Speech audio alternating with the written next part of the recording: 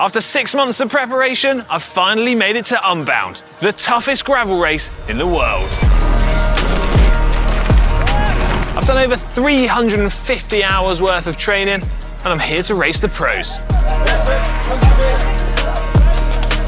All that stands between me and the finish line is 200 miles of the most brutal gravel terrain. But can I actually finish it, and do I stand any chance of a good result? Well, there's only one way to find out. Yeah, well, good luck, and yeah, I hope all goes well. And yeah, nice to speak to you at the end. Me versus Unbound.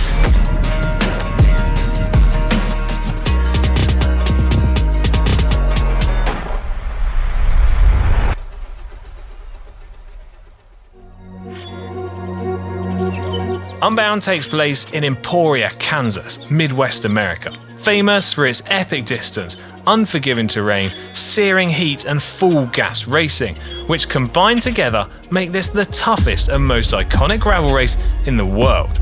And in a few days' time, I'm going to be going elbow to elbow with some of the world's best for the 200-mile pro race. Well, this year we've got more international competition than ever.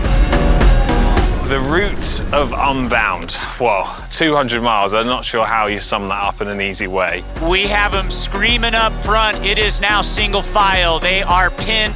There's a lot of different sections to approach. Some are famous for being really fast, some are famous for people notoriously having punctures non-stop, and some are just famous for being real tough, gritty sections. The anticipation of today has been so intense. You just know that in the back of your mind, if it seems like it's all plain sailing for now, at that moment in time, at some point it's going to get tough.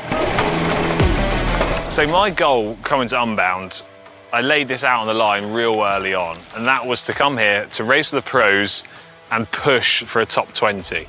I would say that even if right now you had 10-hour power of 4 watts per kilo and you had an FTP of 5.5 watts per kilo, which I think those are probably around the numbers that you're looking at, breaking into the top 20 would be difficult.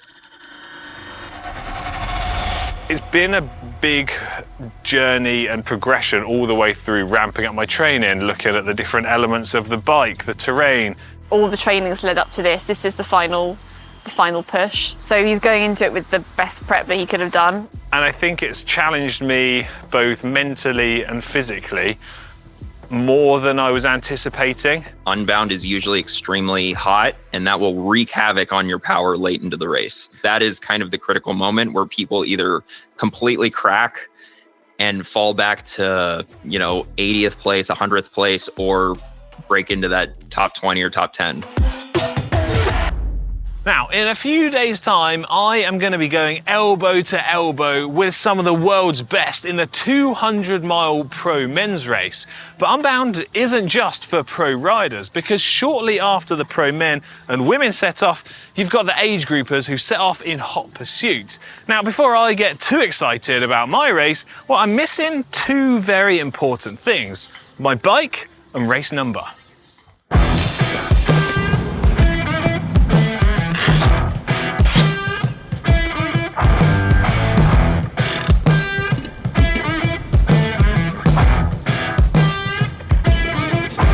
It should come as no surprise to hear that I've gone all out on the bike front, and as such, I've got myself a very special setup to race on. And at the heart of it all is Shimano's GRX 12-speed Di2 levers and rear derailleur, complemented with some Dura Ace road components to help optimize my bike for the crazy high speeds of the pro race. As such, the gearing on this bike is something that people would be more familiar with on a road bike. 11 34-tooth Dura Ace cassette, and then up front we have a 34 50-tooth Dura Ace power meter chain set, one that I most certainly did not just have lying around spare. No, really, because all of the other components on this bike and the Dura Ace C50 wheels are supplied courtesy of Shimano, who are sponsoring this video, and it's thanks to their help that I'm out here in Emporia able to take part in Unbound. In terms of some of the other details on this bike, well, my chain is waxed with Silka's Endurance chip wax. I've got my trusty Celso Marco 3D printed saddle to peak carbon bottle cages. I've got my Wahoo Roam 3 up front. I've got my Insta360 action cam. All my spares are packed deep inside of the frame. I've got 50mm Pirelli Cinturato Gravel H tyres. And then, in terms of the frame and fork, well, if you'd like to know more details about that, well, I'm afraid I can't tell you, because currently it's top secret. So when the time is right, we will have a video telling you all of the things that you need to know about it. So subscribe to GCN and GCN Tech and turn on your notifications, because I'll also tell you the story behind this incredible custom paint job that I've got. Also, have you noticed, got Alex written on it here, here, and up front on the forks. Tell me that's not blooming cool. I've gone all out on my setup, and as such, Rule 28 have given me the fastest gravel race suit they make in a custom GCN design. In fact, it's one of the only times you'll ever see me not in the famous GCN red.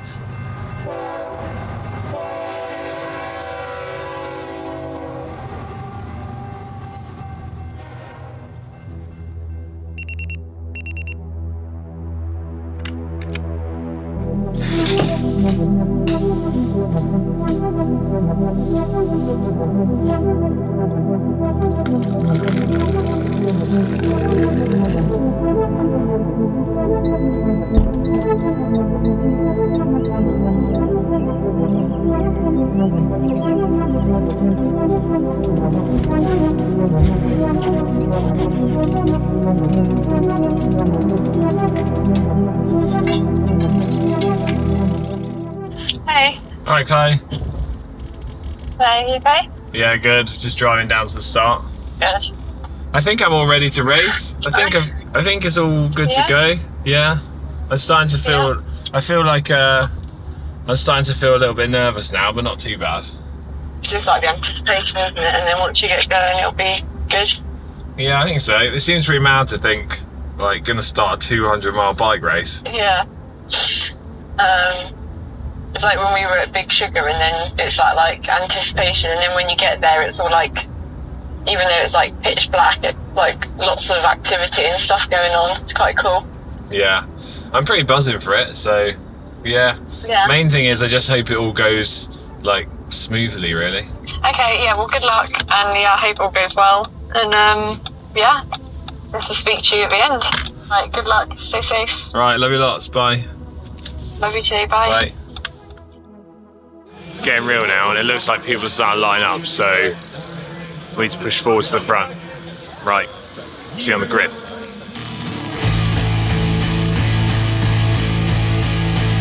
Nerves are starting to kick in now. It's all starting to feel pretty real.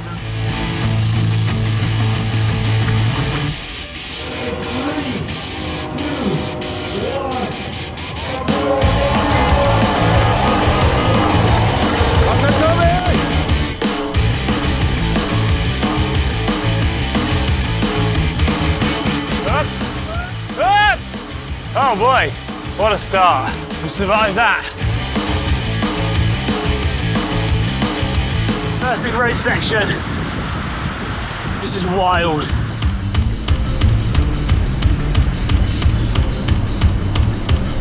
I can't believe I'm doing this. The tanks are going, and I'm following. Is this mental? How am I going to pay for it later on? The way that the start panned out, like every bike race, is absolute carnage. Bikes, bodies, people everywhere. In my head, what I was thinking was, it's going to be incredible to make it to the front of the bike race. Even if I wasn't going to stay there for long, that was my goal, was to get involved, be in the mix, and it went to plan. Okay, the adrenaline's starting to wear off now. It's starting to get tough. But I can see the front of the race.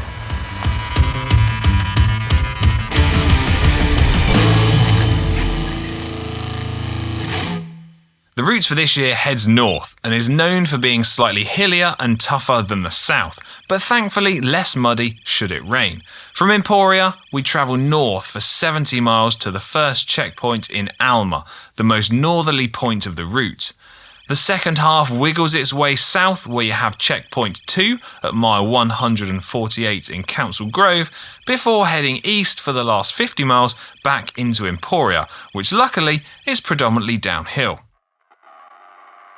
That was upwards of about 24, 25 miles an hour, and big talk was we saw a big group of roughly 15 riders separating very early.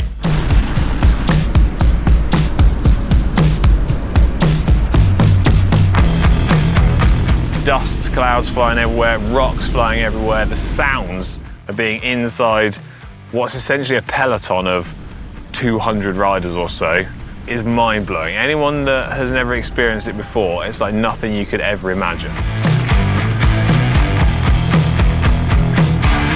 I don't know how much money's worth of expensive race bikes there, constantly getting rocks thrown into them and the noise is off the charts.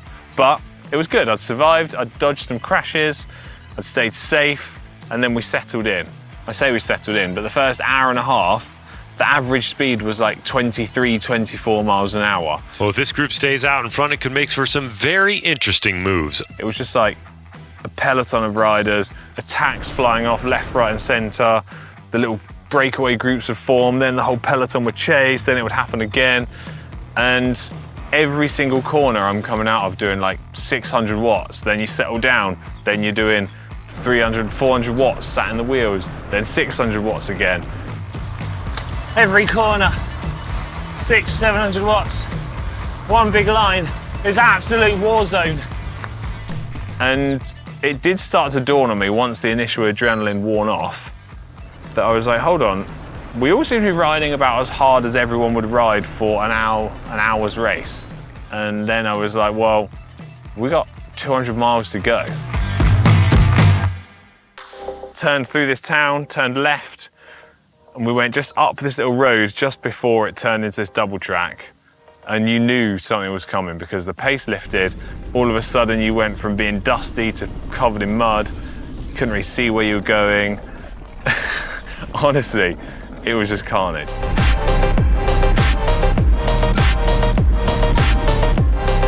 And then the one guy who said to me, watch out for this next bit, it's really tricky, crashed in front of me.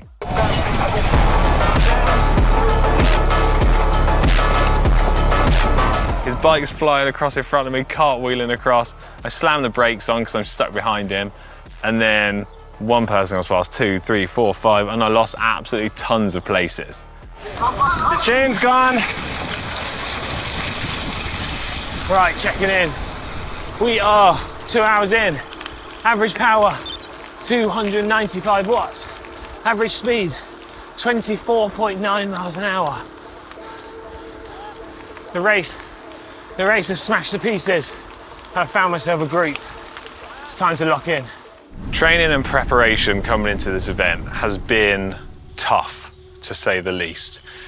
The sacrifices that I've made to try and do the training have been nothing crazy, but enough that gradually over time start to chip away at you. But I've not been in this journey alone. I've had the support of the GCN community, the support of everyone in the GCN office. But most importantly of all, I've had the support from Chloe, my wife, who, whilst I'm the person racing the event and it's an individual thing for me, she's been pretty much by my side for the entire way through this. I think Alex will cope really well with the race. He's done all of the training and prep, but he's worked really hard for the past 6 months plus. All of our spare time outside of work is essentially consumed by me trying to train as much as possible. Alex's preparation for the race has been busy.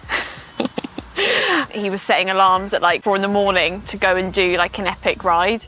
All of our spare time outside of work is essentially consumed by me trying to train as much as possible. And if Chloe didn't ride her bike with me, I think she probably wouldn't have seen me very much for the last 6 months. All the training's led up to this. This is the final push. So yeah, I think he's going to smash it.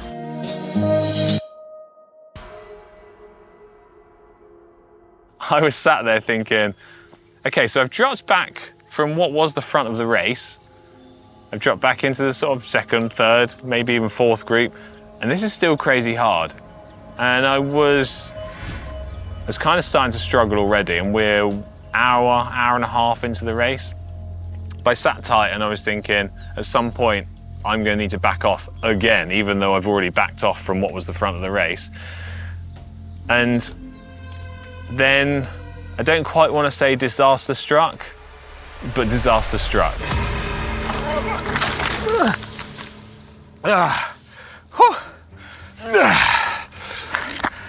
Big crash. I think I'm okay. I tried to go from the right-hand track, dart across up over the ridge onto the left-hand track, and I just completely misjudged it, and I wiped out hard. Let me show you my war wounds.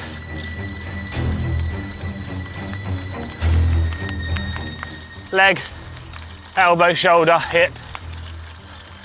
We soldier on. Currently, my mindset has turned to survival mode, but I'm sure we can get race mode back in a bit. Come on now. Long old day ahead. Oh man, sorry. I got the new one. Okay. Okay, at this age, 70 miles into the race, focus strategy. Look at that, smooth from Joan.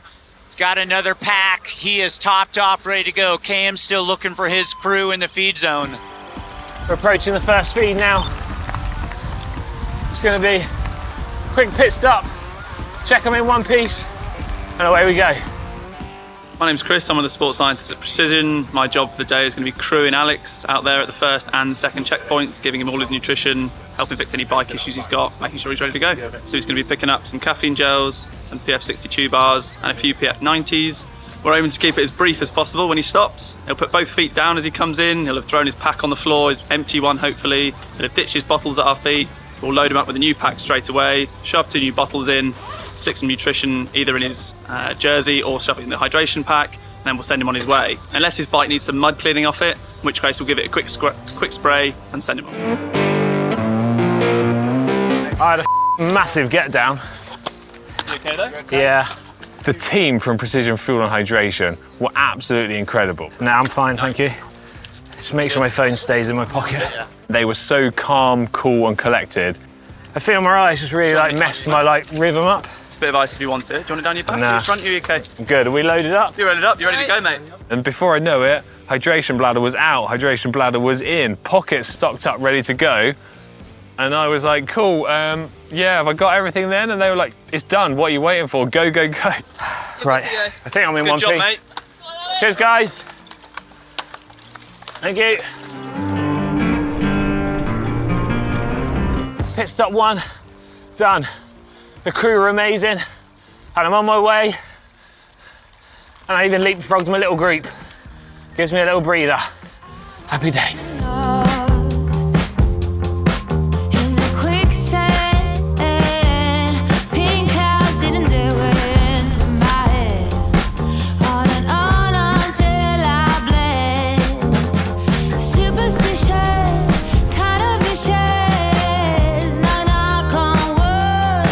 And then what happened over this next, let's describe it as the middle sector of the race, was a roller coaster of emotions in terms of my physical feelings and my mental state. It's 10 a.m. and the sun has come up and it's starting to get hot. Not too bad yet, but you can really feel it on your back.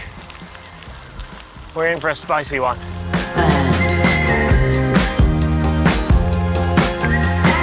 My car and riding buddies. Hey guys.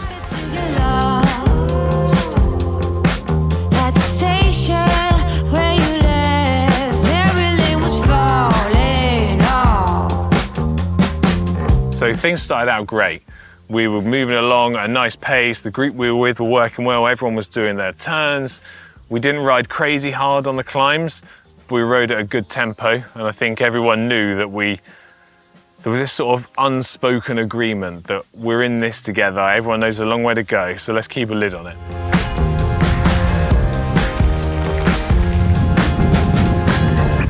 Okay, we're over halfway now.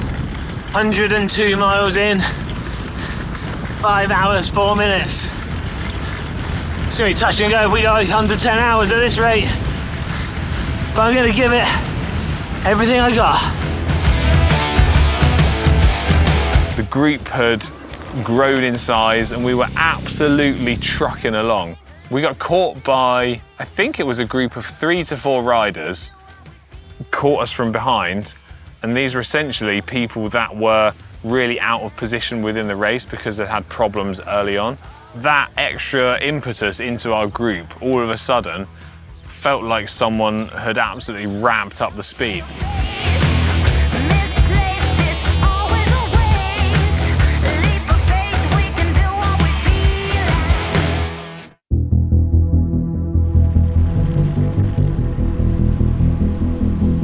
Starting to struggle now. Really feeling it in the legs. 30-something miles to the feed zone. Oh, car. I'm getting dropped from my group.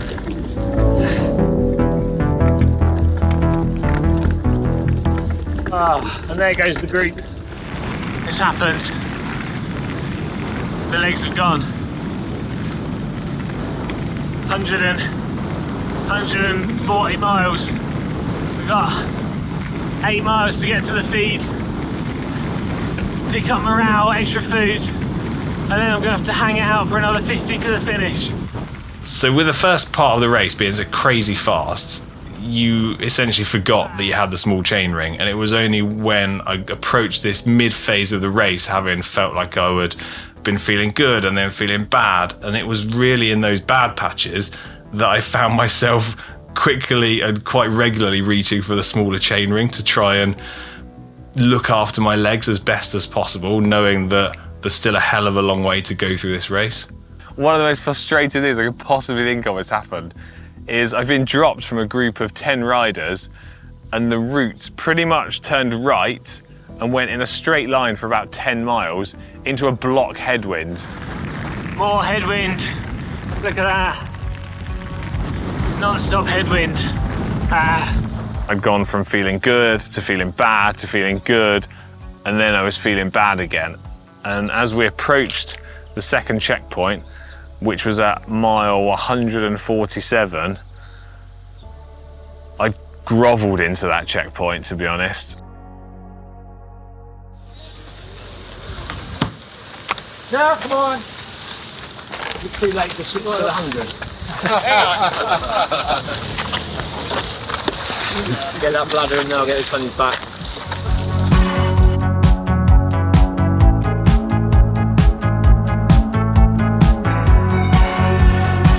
Going for a bit of a bad patch, but yeah, this will pull you down, mate. Yeah. Yep. Just move on then. Thank you, Ryan. Thank you. It's going to be cold. Yeah. That's good. That's what you need at the moment. Get you cooled off. Oh look, it's making my head unit go. Oh, it's cold! Woo! Oh boy! Oh. Stuff it down the back. Stuff it down the back there. It won't take long to melt. What way is it? Stuff it down the back. Cheers, guys. Nice. Nah, I'm good. Don't worry. I think we got it. Come on. Thanks, everyone.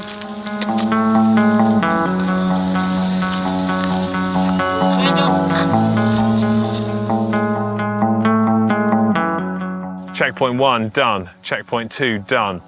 I'm stocked up, I'm refueled, and this is going to take me all the way through to the finish.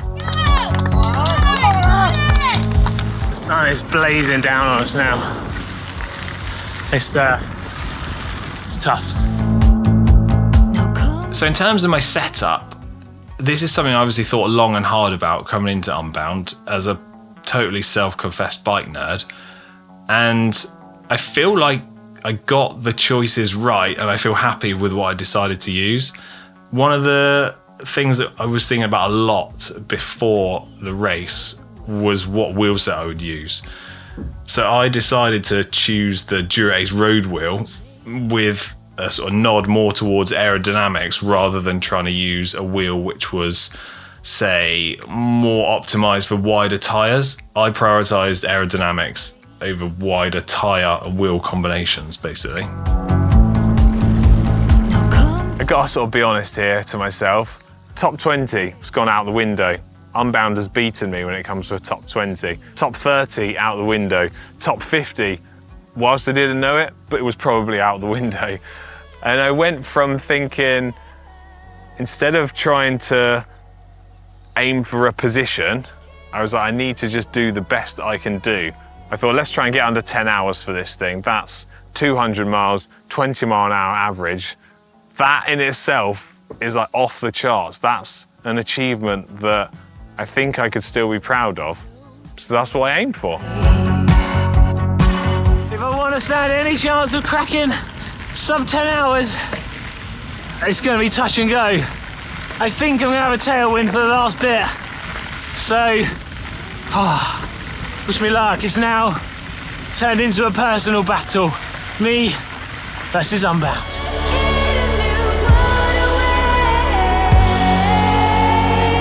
We've got 20.6 miles to go. And if I want to go under 10 hours, we've got exactly 1 hour to do it in. Head down, let's go.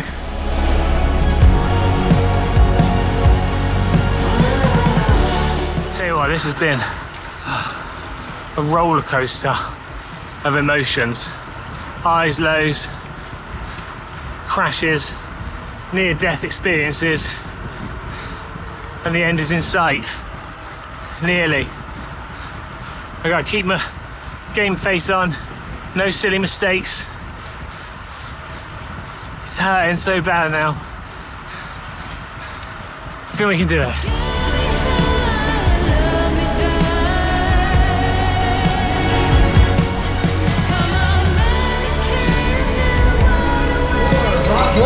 Mitchell Williams, Ian Dalton.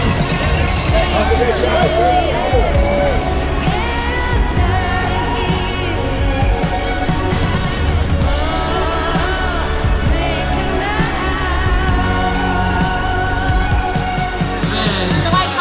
Lucas crossing the line there. Brett Smith and Donald Mathis. That's the toughest thing I've ever done. Yeah? Good. You've earned it then. That's enough, that's enough. To be suffering. Well done. That was an epic day. Really well done. I think Unbound has broken me. Yeah. Yeah. Well, I finished, but I feel like I've gone to battle. Stay in my leg. Damn, many socks are coming white again. Done, man. It's mind-blowing to think that people are out there not only cheering everybody on, but they've gone, we want to cheer for you. And the number of people that I've seen around Unbound that shared their stories of how much they'd enjoyed seeing the journey of my progress through building to Unbound, it was really humbling. And I don't know, it's like a special feeling. And I think when you combine all of that together and you come through the finish line, you're tired, you're exhausted, and you think, that's it, it's done. And I just lost for words at the finish, to be honest.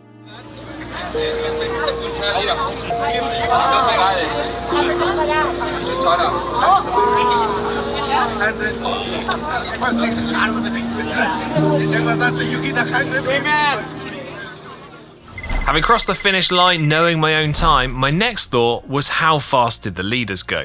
In my head, I was thinking I could be 45 minutes or so behind first place based on last year's winnings times. However, what I hadn't planned for was for this to be another fastest Unbound ever. In the women's pro race, Carolina Mignon won in 10 hours, 3 minutes, 54 seconds. Cameron Jones won the pro men's race in 8 hours, 37 minutes and 9 seconds.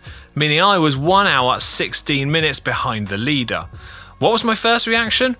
Holy shit, that's fast. The stats for my performance though are still pretty impressive. I did 200 miles with an average speed of 20.3 miles an hour, an average power of 234 watts, a normalized power of 274 watts, average heart rate 137, with a perceived effort, well, without a doubt 10 out of 10. I also dropped my pal Dylan Johnson a message to let him know he was right all those months ago about a top 20 being out of reach for me. But you know what? I'm totally cool with that. And while my body might be beaten up and not working as well as it could, my bike setup didn't skip a beat. No punctures, no mechanicals, and no issues to overcome. Just a Boss setup that was an absolute pleasure to ride. Well, there you go. I can't believe I'm about to say this, but that's Unbound 200 2025 done and dusted. It's been an absolutely incredible journey to go right from the start through to the end, and to wrap this up in one video is an incredibly amazing experience, and one that I'm always going to remember. I hope everyone at home has enjoyed it as well. But what I do want to say is a massive thanks to everyone that has helped me through this, because without you guys, it wouldn't be possible. Firstly, thanks to the people that have helped support this video and made it possible. Thanks to everyone at home that has supported me on the way. And I guess, more importantly than anyone else, I want to say thanks to Chloe, my wife, for putting up with me all the way through this, because without her support, I honestly don't think I could have done it. So there you go. Unbound 2025, done and dusted. If you have enjoyed this video, please do give it a big thumbs up. And I'd really appreciate hearing your thoughts in the comments section down below, and I'll enjoy sitting and reading through those. Right, see you later. Just to confirm, Unbound, I don't think I'm ever doing it again. 350 next year, though. there's not enough money in the world for me to do the 350. Honestly, there's not. Yeah, mine burns. We all agreed to have a little mini pit stop. That's gravel community for you.